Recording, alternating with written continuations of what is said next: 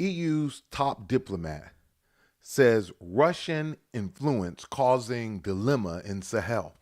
Recently, I've seen a whole bunch of these articles come out, and it's clear to me that alarm bells are going off in Europe, and especially amongst the European Union.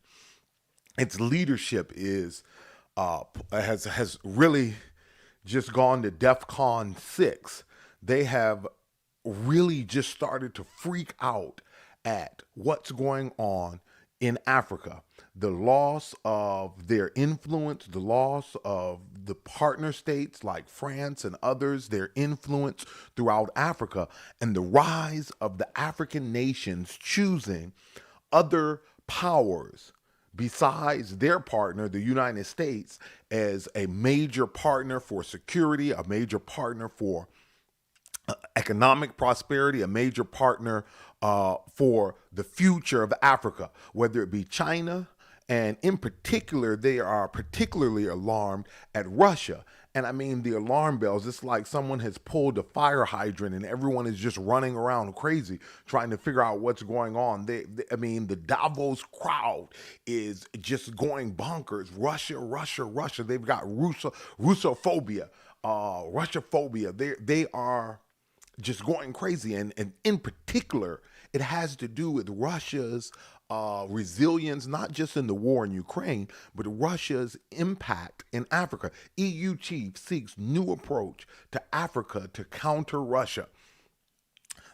Why is it that Russia must be countered in Africa rather than the phrase of this and the approach of the European Union is that they must have new approach to compete in Africa, to not just use Africa for its natural resources, to not just use Africa and African people for their own personal benefit, but rather, how is it that they can compete, offer African nations quality trade, offer African nations technology transfers, offer African nations things that they need in order for them to excel and for the partnerships to be mutually beneficial. It's not that the European nations have not been in Africa or that this is somehow a race. Europe has been in Africa for decades, centuries. And the question is, for all of their time in Africa, for all of the efforts that they have made, where has it left the people of Africa? And now that Africans are seeking new partners between China and in particular Russia, it's automatically a crisis. Well, the question is, where was the crisis for development? Where was the crisis and the motivation for Europe and the European nations to do something productive in Africa and not use it as an afterthought, not use it as a place to exploit? But now that someone else shows up with a different plan, now there's the Davos crowd is running around with their pants on fire. Europe's relations with Africa and Asia are on the brink of collapse, and Russia is benefiting. I don't know if it's Russia is benefiting from the collapse. I think rather the world may be benefiting. The world may be benefiting from a new regime, a new approach to African development, because as Africa develops, as any nation develops, it then becomes a plus to the global economy. Yes, it creates competition in certain sectors, but if we say we believe in capitalism, then we should not be against competition. But ultimately, when we see a nations develop and nations become industrial and nations move from agricultural and move from third world economies to first world economies, it's a benefit to the global economy. It's a net positive. 3 reasons Russia will succeed in Africa. And I want to thank you. I know you guys don't have to watch the program. I know you guys don't have to listen to the broadcast. I just want to thank you for taking the time out to watch the program, and ask that you would follow the channel, like the video, and share it so that we can grow the community. Before we get into the 3 reasons I'm going to give you that Russia will succeed in Africa, I think we need to take a walk down memory lane. We've got to realize why it is that there is this deep-seated mistrust, why it is there's this animosity between the previous colonial powers, those who participated in the enslavement, in the butchering, in the massacring that took place in Africa during colonialism, and those countries who are now making a push for influence in Africa, but who can rightfully claim that we were not a part of your enslavement. We were not a part of the transatlantic slave trade. We were not a part of the constant exploitation through colonialism and neocolonialism. We like to whitewash, and there's some pictures I wanted to show, but I can't show those pictures because I think they'd shut the channel down if we really showed the pictures of King Leopold. The fact that they honor King Leopold in Britain and throughout the UK after the massacres, the complete dehumanizing, butchering of African people, the chopping off of hands, the slaughtering of pregnant women, the slaughtering of men, the abuse of children in a way that the world has never seen. When you compare the numbers, Hitler has nothing on colonialism in Africa.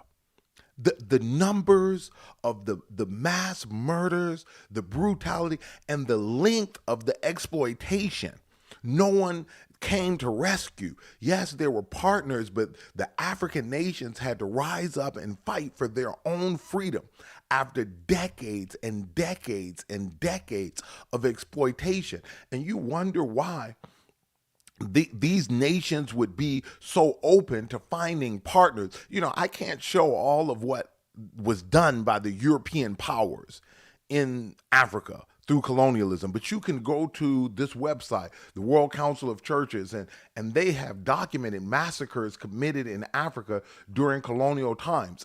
I think that we often look at world events and world history as if there was not a before. There is a before, and that before cannot be erased. That before cannot be forgotten as we ask the question, why are certain individuals moving the way they're moving? Because they have a history. They have a understanding of who has done them harm, and more in particular, and I some people say, oh, you're going back to colonialism, going back to slavery. It's not just that period existed. It's what happened after that period. There wasn't a recognition that, okay, the world is changed. We were wrong. Let's do right by these people. It was the world has changed. We did wrong. Let's move on. Let's kick the can down the road. Let's avoid taking responsibility and avoid making amends, because African people is remarkable. After colonialism, Africans still believed, many of them, that the former colonial rulers would do right by them, would see the wrong. Even in America, one of the shocking things about African Americans is all of what African Americans have endured in this country.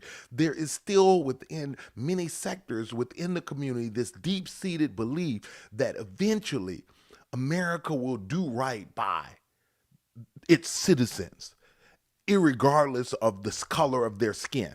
And the longer that promise, the longer that hope goes unfulfilled, the greater the animosity, the greater the anger and the vitriol will become when tables are turned, when these countries and peoples reach a level of self-determination, a level where they are able to choose their own partners, because there was not a willingness to do right after the colonial period. Even during neo-colonialism, there was not this impetus. It's a worldview. That's one of the reasons why Africa succeeds in Russia succeeds in Africa, is because they approach Africa with a different worldview than the colonizers, the European colonial mindset. Exclusive.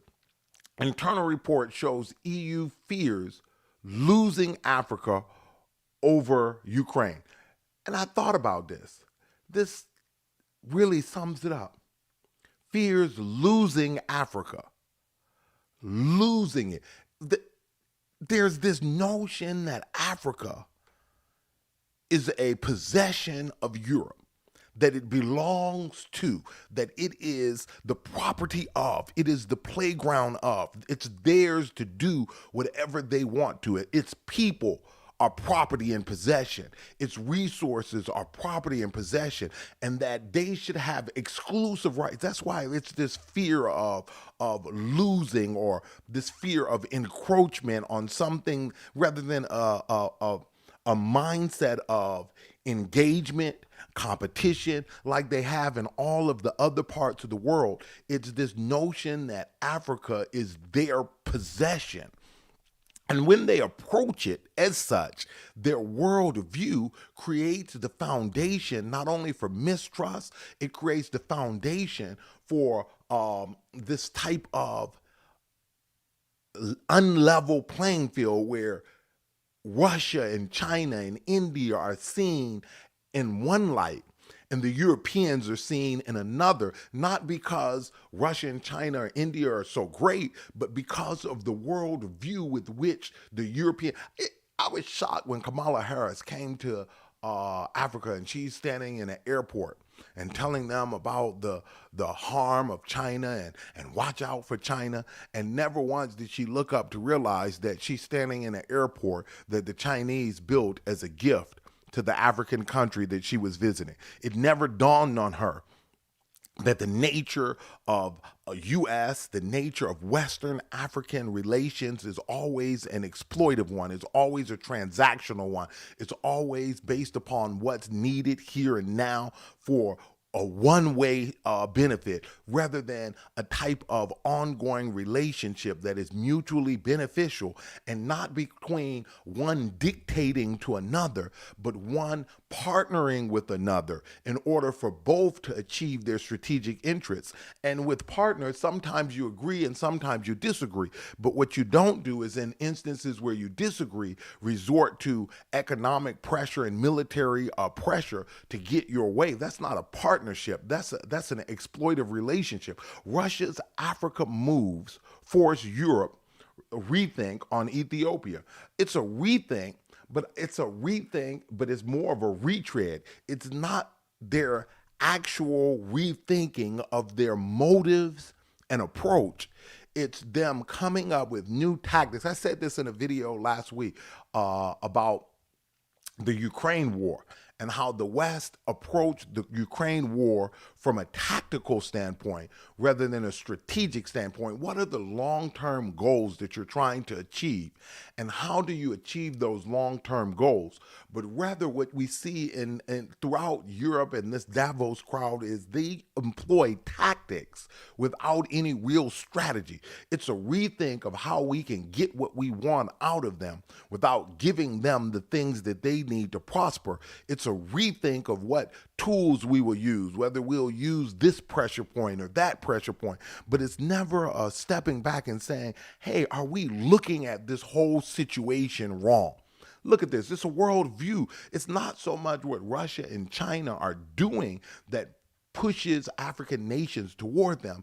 It's so much of the worldview that the Europeans have had and continue to have that creates the division that makes Russia and China seem so good as a partner for development. Look at this, the forgotten movement to reclaim Africa's stolen art. Once again, you end colonial, you move past neocolonialism. Why not try to make things right? A small gesture, like returning all of the things that were stolen that are on display around the world in museums. A small gesture that of admitting and acknowledging that this history is yours and that you should be the one to superintend. And I heard someone have the most cockamamie, condescending, ridiculous statement as it pertained to returning these stolen treasures. They said, well, the African nations are not in position to caretake these treasures, and if it were turned over to them, they would be lost. Well, the question is this: whose is it to lose? It doesn't belong to you. You don't have the right to dictate who should be able to own their own material, their own art, their own treasures, their own history. It's theirs. If they lose it, that's on them. If they protect it, that's on them. It's their right to determine these things. It's not for an outside. And once again, this condescending, demeaning attitude, this attitude of theft, and that what we stole it fair and square, so we don't have to return it, we don't have to make amends. And you think that African nations and African people really believe that these treasures were created by the French or by the European powers? No, they know that this stuff belongs to them and they want it back. But it's this refusal to do so gives a clear picture of the motives of the European powers. It's not that they're somehow Russia is beating them. The real issue is them being them continuing to have a colonial mindset that we own you, we do to you what we want, and then expecting these individuals in Africa, these countries, these nations, the people of Africa to just say, okay, we'll go along with it. We'll continue to be peasants in our own country. We'll continue to feed into your economies and not benefit. We'll continue to be able to send natural resources so that you can become technologically advanced while we don't have electricity and running water, while we don't have proper sanitation, while we don't have the basics of life. We'll continue to feed into your growth so that you can claim Europe is a garden and the rest of the world is a jungle, not realizing that the reason that Europe has so much of what it has is because of its past exploitation and exploits around the world, taking advantage of Africa and countries all over the world. France vowed to return looted treasures, but few are heading back. The reality is, yes, they made empty statements. The reality is, yes, they said they would return some of these treasures. Europe, France, lots of countries within Europe said that they would. But in the end, when the rubber met the road, they did not give back but a few. I saw an article where they gave back 26. This is thousands of treasures that were looted, stolen, ripped away from their owners, and now they're put on display. And when the owner says, hey, wait a minute, and I hear this argument, I know somebody's going to hear this, make this argument, well, it was done a long time ago, and how far back are we going to go? Listen, if you break into my house and steal my car, and on the way home, you die and have a heart attack, that does not make my car the property of your son or of your children. If you break in to my house and steal something out of it, and then you take it home and that night you die, that doesn't make that the property of your children. Your children can't come back and say, oh, yeah, we inherited this, so even though it's stolen, I didn't steal it, so I get to keep it because I inherited it. You inherited stolen property. That doesn't make it yours. The ownership of it is never in question. The reality is you have an obligation to return it, and if you seek not to, then you become party to the crime. You know, there's a law in America called possession of stolen goods. It doesn't matter who stole it. You knew it was stolen and took possession of it and tried to maintain possession of it with the knowledge that it was stolen. I think the reality is, if the world court, if the world was a just place, if it wasn't a place where might makes right, many of these European countries would be in possession of stolen goods. And would have to return those goods to their rightful owners. And it's not just about Africa, it's all throughout the world where European powers have set up these colonial empires.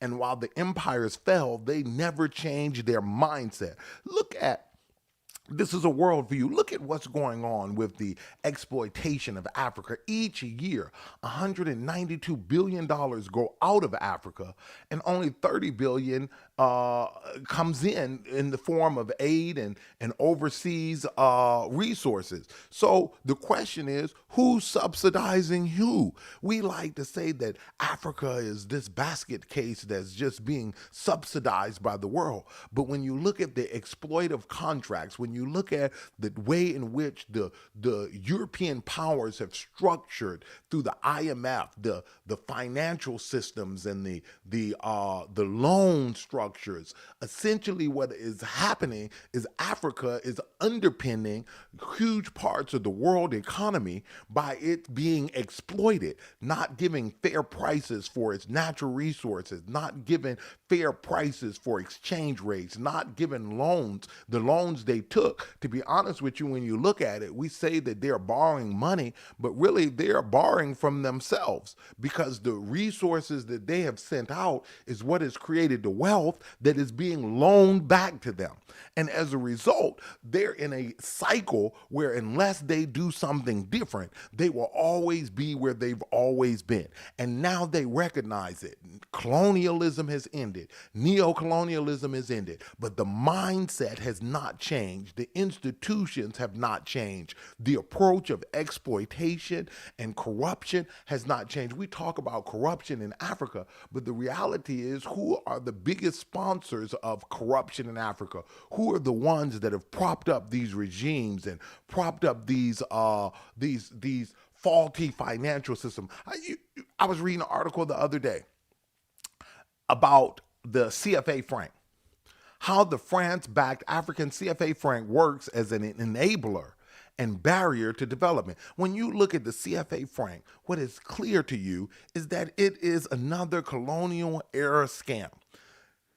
These countries are forced to put 50% of their reserves in France. Name a relationship, name a country that believes that they should be forced to use another country currency as its reserve country. We wonder why BRICS nations are pushing for the use of local currencies and digital currencies and local currencies for cross-border trade. It's because they have been exploited for decades through monetary policy, through these agreements. Look at Haiti. Haiti is not what it is today, absent a history. The United States has gone into Haiti, occupied Haiti, done coups in Haiti, killed leaders in Haiti. The United States has dumped agricultural products in Haiti and destroyed this. They have, decade in and decade out,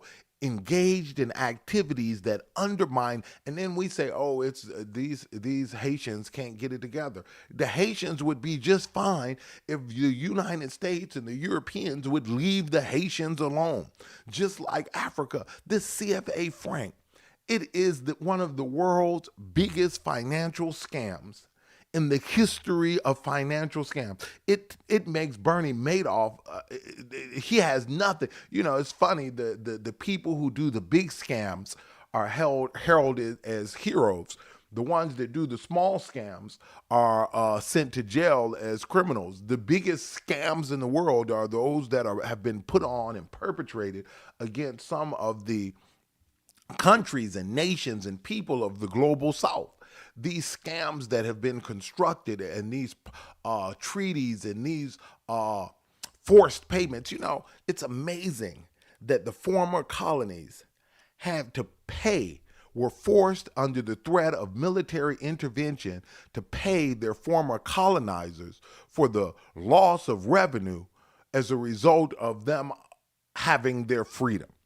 That's the type of relationship that the colonial powers, the European powers, fostered and continue to this day, collecting payments, manipulating economies to this day. And they wonder why the African nations and leaders look at them strange when they come to town.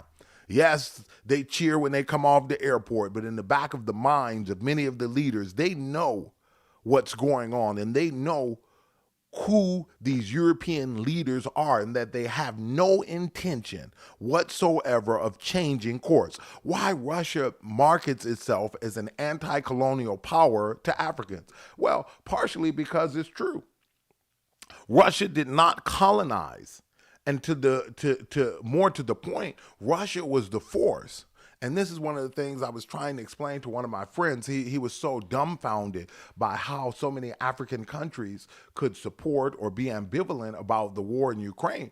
And I had to take him down a walk down memory lane, give him a brief history level. The reality is it was Russia that was helping in South Africa. It was Russia that was pushing throughout the continent, providing weapons and resources and military aid and advice to countries and to African nations as they were trying to win their independence. It was not the European powers. And so these countries have a long relationship with Russia that enabled them in many instances, to achieve the independence that they do have. And so why would they now turn on the country that was there? On the other side, the United States, Britain, the EU, France, all of those countries were in support of apartheid in South Africa. They fought against every effort to undermine apartheid in South Africa. You see these same countries making the same mistake in the Middle East. Fighting, my mother used to tell me, don't fight against right, because the more you fight against it, eventually right will win out, and you will be left in a position of weakened moral state, a position of being humiliated, and a position where individuals will never forgive you, because the fight against right speaks to the moral character. It speaks to the essence of who you are. A lot of times people say, oh, that was in the past. Well, if it was in the past, why have your actions not changed? If it was in the past, if these things, you've overcome these ways of thinking and seeing the world, then why have your policies, why have the European approach to Africa and to peoples of color around the world not changed? Because it's still with us today. It's still a part, deeply ingrained in who the European powers are, who they are at their core. And they have not been able to change that. And it comes out in their speeches. It comes out, Macron makes some of the world's worst speeches. It's clear from his speeches what he thinks of Africa and African people. It's clear from his comments and his remarks, his flippant jokes and gestures at the expense of African leaders who are seeking to improve the quality of life of their people and to have a measure of independence to where they can choose. His comments, the European leaders' comments alone, make it clear what they think about African people. Look at this. Let me jump in. I want to jump in because I've got two more that I want to get to. Security and sovereignty. One of the big issues in Africa is security and sovereignty. And it's this lack of both that has made Russia powerful in Africa. Look at this. Niger's junta ends security agreements with EU, turns to Russia for defense cooperation. Well, France had been in Niger for how long? How long had France been in Niger? And the security situation continued to deteriorate. Rebel groups terrorist groups continue to be armed and continue to be able to attack civilian populations with impunity. And France was supposed to be there. United States was supposed to be there assisting with the security of the country. But all these years passed, and instead of them using their military power to help root out these terrorists, they created this balance to where the government was always hampered. The government was always in flux. And it was like, either you do what we say do, or we will back the opposition. We'll allow these terrorists to come in and do what they want to the civilian population. So the government was held hostage by this military effort that lasted for decades. And eventually they said, hey, wait a minute. we'll bring in a partner who will help us overcome this terrorist threat, bring some stability to the country so that the economy can grow. And so security is one of the key issues. And the Western powers, the European Union, when it comes to security in Africa, that's one of their great leverage points, because it's easy to manipulate and exploit a regime that is more concerned with its stability and livelihood than it is with economic issues. And as a result, they can be forced into signing any contract. They can be forced into manipulative arrangements just because they're dependent upon other nations to provide them with a measure of stability. And many of those, the instability is caused by the nations who they're creating contracts with. You know, one of the remarkable things, and this was true in America and is true in other parts of the world, the guns that are being used in African communities across the world to kill one another have not been made in those communities. They came from somewhere. They were provided by someone. And the question is, what benefit did those individuals who provided those guns, legally in some cases, illegally in other cases, what benefit was derived from it? This instability within these communities throughout the world. And the same is true in Africa. These terrorist organizations get their weaponry from somewhere.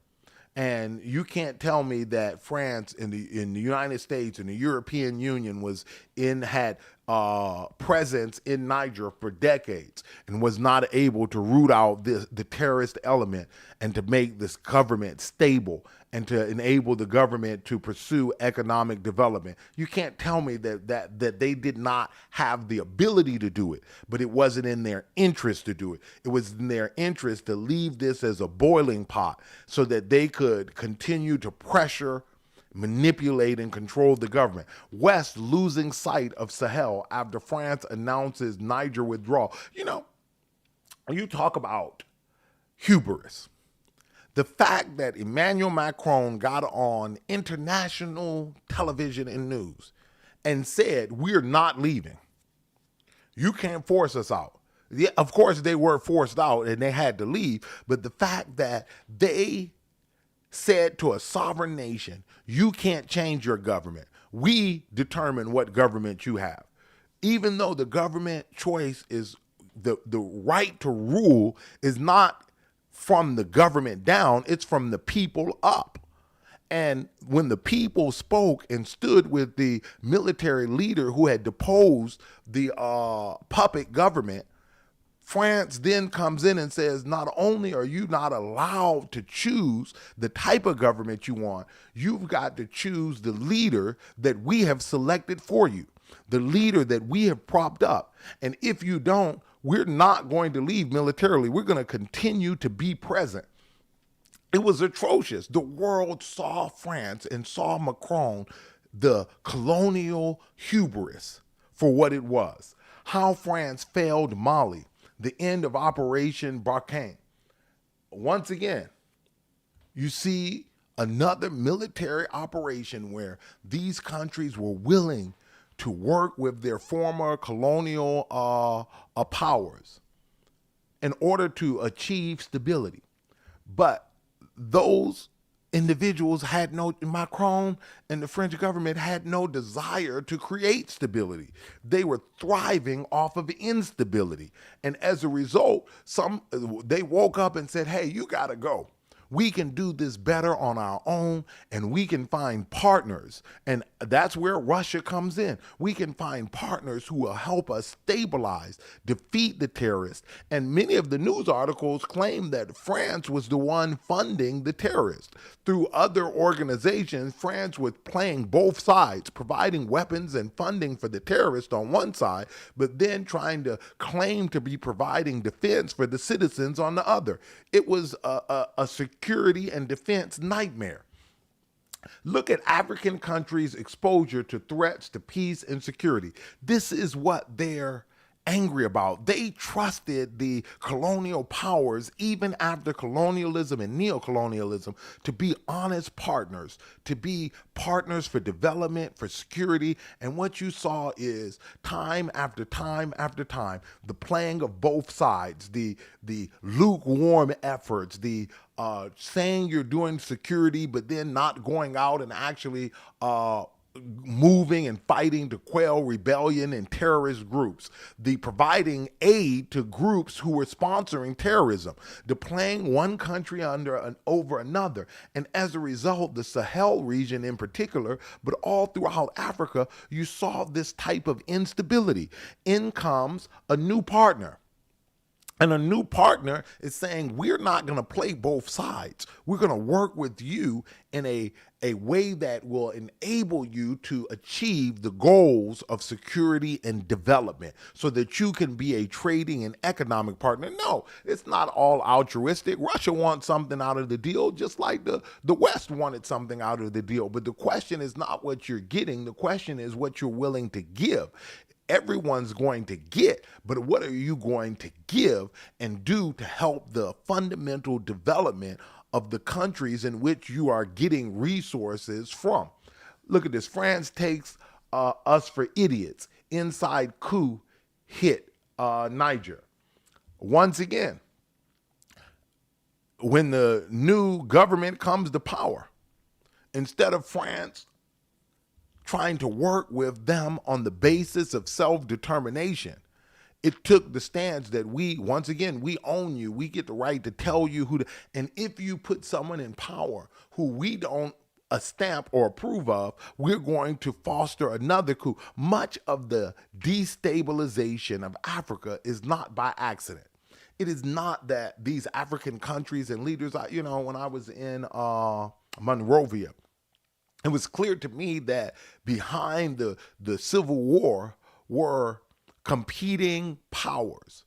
The government had decided that they wanted to go down a path that the Western powers did not like.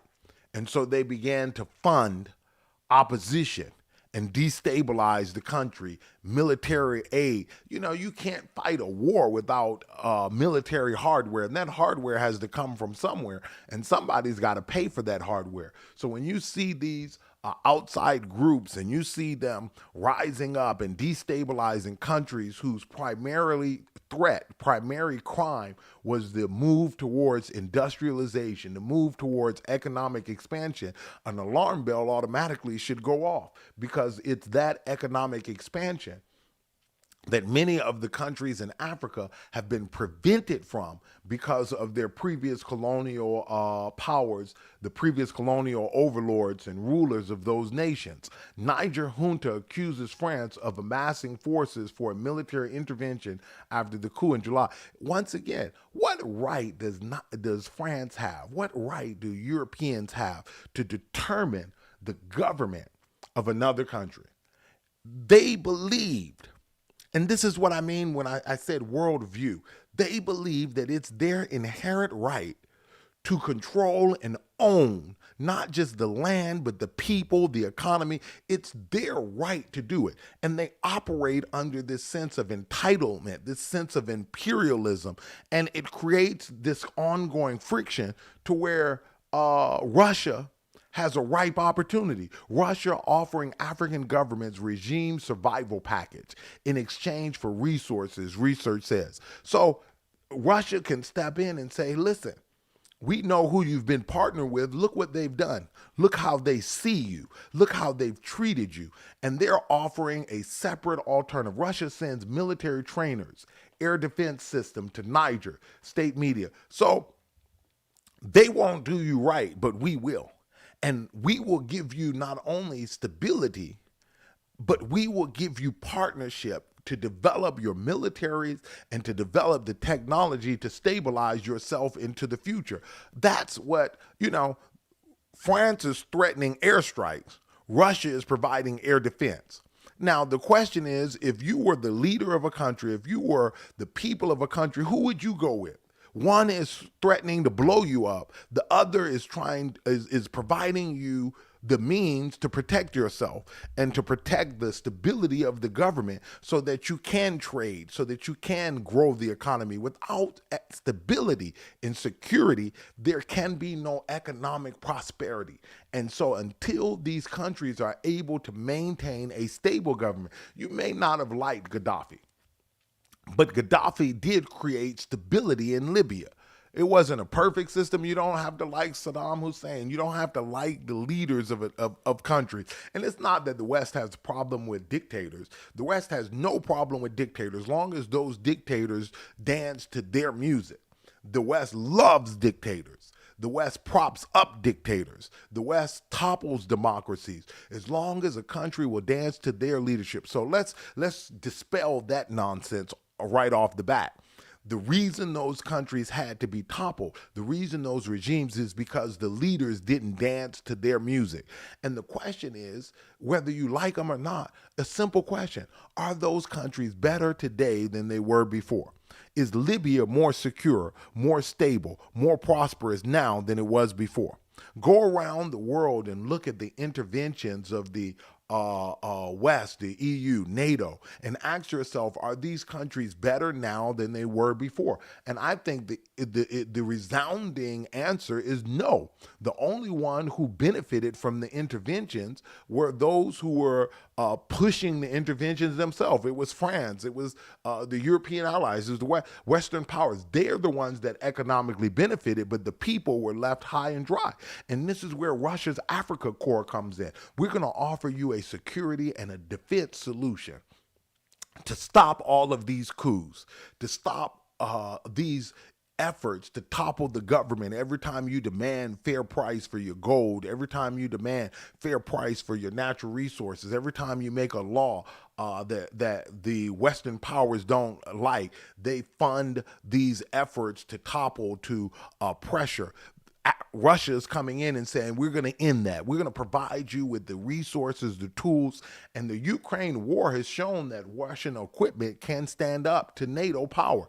Russian equipment, they have the technological prowess, the military prowess to provide the training, the support, and the equipment necessary to prop up and to stabilize these regimes. And so from that point of view, the Ukraine war, and I just did a video on that, how Russia in the Ukraine war has achieved a strategic victory regardless now of whatever happens on the battlefield.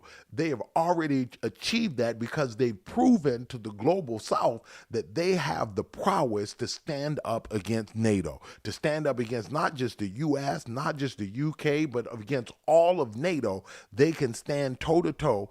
And while some are saying, did they win? Are they going to win? Are they going to lose? It doesn't matter. The strategic victory is showing that they can make a stand and withhold against the entire Western machine trying to fight against them.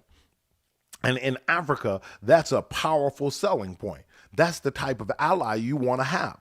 And so you talk about why Russia is gaining ground in Africa. It's because they've demonstrated success in their war in Ukraine. They've demonstrated a willingness to provide material, and they've demonstrated a willingness to operate in a way, to negotiate in a way that creates mutual benefit in the eyes. And it's not what I think is mutual benefit. It's not, and that's the question. The European powers always talk about all the Russian contracts are exploitive. Well, their contracts were exploitive. The question is, do the African countries see the partnership as mutually a benefit? And what is it about the contracts? What is it about the partnerships? This is what they should be asking. If they had a strategic view of how to deal with Africa, they would say, what is it about what China, India, and Russia are offering Africa that we can learn from, that we can reshape our financial approach, reshape our military approach so that we could be more competitive and become more appealing to these African nations? That's not what they're saying. What they're saying is, we want you to do what we say because we own you. That's the approach the United States is taking in Africa, and it's falling on deaf ears. Look at the military contracts, the Russia-Africa military agreements and arms trade and recent coups. So when you look at it, the toppling of these governments has led to an increase, a shifting in the military alliance and a shifting of resources as far as where these militaries are getting their defense equipment from. Russia moves in and helps to stabilize these countries. And so the reason the EU is losing ground in Africa is because of the military equipment and the prowess and the willingness to give the type of equipment, the willingness to give air defense systems to these countries where the Western partners benefit from weak air defenses, benefit from weak countries. Russia is saying, we're going to help you strengthen your country. And then when you decide and practice or implement sovereignty and make decisions, you'll be able to stand up to external pressures. I want to get to the third point. This is the third and final point. The economic connection, the economic benefit that these countries are receiving from Russia. Putin promises grains, debt write-off as Russia seeks Africa allies. So they're not just coming trying to get. They're coming with the understanding that getting requires giving. And that's something that and not just giving peanuts. It's not about me exploiting 192 billion out of you and then giving you 30 billion, but it's about me giving you something and then you being willing and able to give me something, maybe not in direct proportion, maybe not as quid pro quo, but creating the foundation for long-term support and partnership. You know, I get so frustrated when people talk about aid going to Africa. How can you give aid to someone you're robbing? That's like me running up on you at the bus stop telling you, give me all your money. You give me all your money and I give you back a portion of it. And then I require you to thank me and to tell everybody how benevolent I am. Am I really benevolent? I gave you back a portion of what I stole from you at gunpoint. Now I want you, and I'm going around talking about how much money I gave you. And I dare you to tell anybody what happened, what I did to get the money that I gave you. That's the approach. When you talk about Western aid, that's really that's how it's seen. The foundation of the approach is one of exploitation. Russian President Vladimir Putin says his country and the African leaders attending a summit in St. Petersburg have agreed to promote multipolar world order. Tired of the sanctions.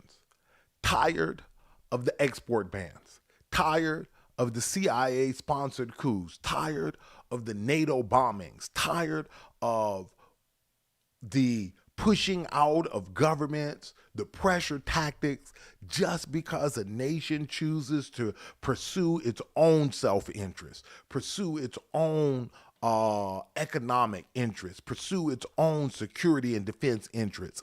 And what Russia is saying is, if you team up with us, we will create a bipolar world where you will never again have to fall prey to that type of pressure tactics. And you will be able, because at the root of all of this is a desire for a better quality life. If you've been to Africa, if you've gone there and you've been to Europe and you've been to other places, you talk to people, everyone has a desire for a better quality life. And the simple truth of the matter is the European leadership don't care about the quality of life of those in Africa. But when it becomes clear to me as I look at the data, they don't really care that much of the quality of life of those in Europe. Look at some of the policies that the UK government is sending money to wars and adventures all over the world. What about the people? What about the pensioner poverty? What about all of the people who are suffering in UK? They don't care. Same thing can be said for the United States. We're sending money to this country. We're sending money to countries that have surpluses while we have a deficit, while we have homelessness, while we have drug abuse problems, while we here in America have all types of poverty problems, education problems, schools that are crumbling, roads that are crumbling, bridges that are falling down. And we're sending money overseas. It becomes clear that the Davos crowd is just using the population in the West to undergird their economic empires, but they could care less about anyone but themselves. Their policies make it clear that their intentions are their own well-being. and everyone else is just you look at this war in Ukraine. The people who are fighting on the front lines, their lives are not going to be any different whether Zelensky and the regime of elites, Western elites that are represented by Zelensky, are in power, or whether they're in Russia. The elites do what the elites do, and the lives of the common man is not any better one way or the other. So all of these people out here fighting and dying and being killed senselessly in this dispute, regardless of who wins, their lives are not going to be that drastically different, whether they were under the Russian regime or under the Ukraine regime. The reason they are fighting is for what then? You have to ask yourself this basic question. What are they fighting for? The portions of the country that Russia has seized, many of those portions are Russian speaking. So what is it about? What is this, all of this for? The elites are doing what they're doing, and they really don't care that much for their own people. Because if Zelensky cared about the lives of his own people, he would not have been roped into this disastrous conflict where hundreds of thousands of lives have been altered. He would not have been roped. He would have took the peace deal and moved on, but he allowed himself to be duped by the Western powers. And now look at how many people have died. And do you think they care? Do you think the administrations care? Do you think the European people, the administrations and leadership actually care about the common people in Europe? No, they don't care one bit. Same thing can be said in the United States. When you look around, they have an agenda that is all about them. And that's the reason that Russia is succeeding in its efforts in Africa, because it's become clear that the partnerships that have existed didn't care about the lives of the common people, the people who don't have water, who don't have sanitation, who don't have bathroom. You go and the electricity goes out 2, 3, 4 times a day. How can you develop a country? How can you have industrial development without energy and resources to fuel the electric system so that the power stays on? How can you develop that type of country? Decades and decades of European presence, and you still have the poor power systems throughout many of these countries. Look at what this says. Mali signs Russia deal to build gold refinery. And I thought, all of the years that France was there and extrapolating, just exporting gold, never once did they build a refinery. Never once did they offer a fair price for the natural resource. It was all exploitation. And you wonder why Russia is doing well and will continue to do well. It's because the mindset of exploitation. We're here. We're getting, and I saw one company that was working in the gold mines, and when they were forced to leave, they destroyed all of the vehicles to make sure that the gold mine couldn't operate. They destroyed as much of the equipment as they could as a way of being vindictive, instead of trying to create a partnership on the basis of self-determination. African countries have a right to trade with who they want to. They have a right to change their laws, to practice the religion they want, and to choose their governments. And instead of respecting that right and finding common ground, the Western powers decided that they wanted to be punitive because you wouldn't let us control you, your